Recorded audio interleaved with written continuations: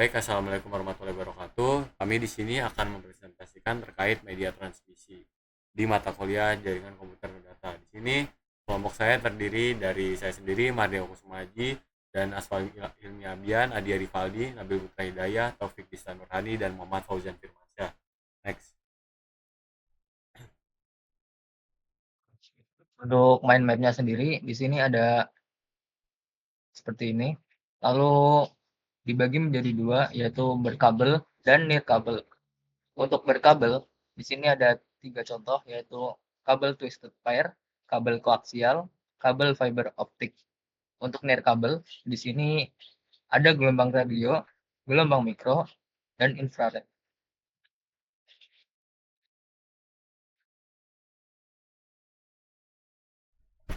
Di sini saya akan menjelaskan terkait pengertian media transmisi sendiri, yaitu media transmisi adalah media yang digunakan untuk mengirimkan sinyal data antar perangkat dalam jaringan. Fungsi utamanya yaitu sebagai penghubung antar perangkat supaya dapat berkomunikasi. Next. Selanjutnya di sini ada berkabel wired berbeda dan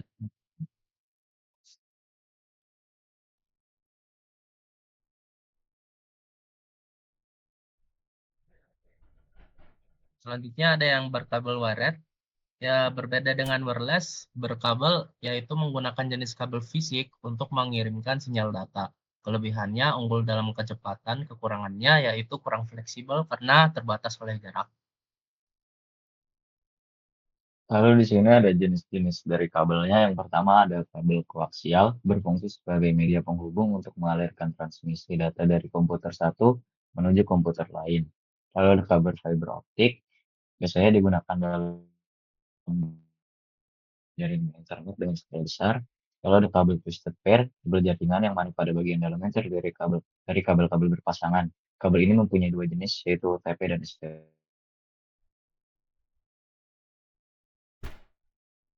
Jadi dijelaskan oleh Taufik.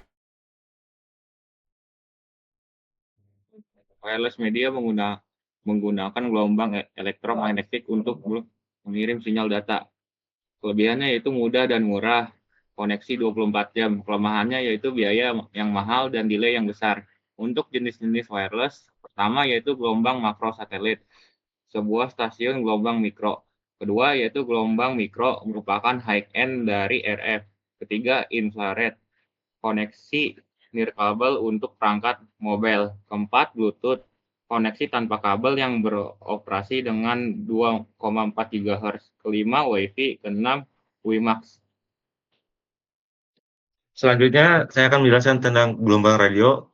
Frekuensi dari gelombang radio yaitu 3 kHz sampai 300 GHz. Lalu karakteristiknya jarak jangkauan luas, bisa menembus penghalang seperti dinding, digunakan untuk komunikasi jarak jauh seperti siaran TV atau radio, jaringan seluler, dan Wi-Fi. Contoh aplikasinya Wi-Fi 2,4 GHz dan 5 GHz. Dua, gelombang mikro. Frekuensinya 300 MHz sampai 300 GHz, bagian dari spektrum radio frekuensi tinggi. Karakteristiknya jarak lebih pendek dibanding gelombang radio biasa, rentan terhalang objek fisik, memiliki bandwidth yang tinggi untuk transfer data cepat. Contoh aplikasinya komunikasi satelit, radar, dan jaringan point to point. Contohnya backhaul seluler.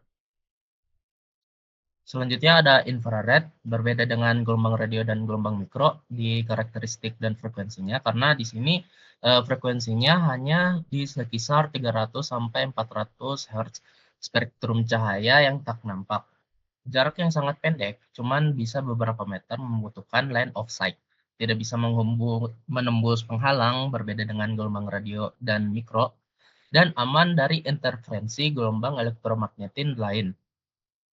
Contoh aplikasinya seperti remote control, komunikasi jarak dekat, contohnya IR lama di ponsel, sensor suhu.